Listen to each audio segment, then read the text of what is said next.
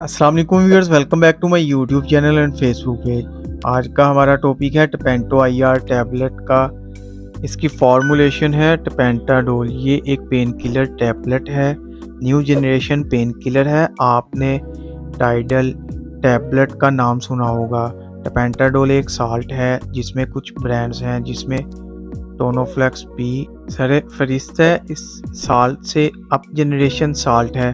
अगर इसके इस्तेमाल की बात करें तो ये severe to moderate pain killer के लिए इस्तेमाल की जाती है।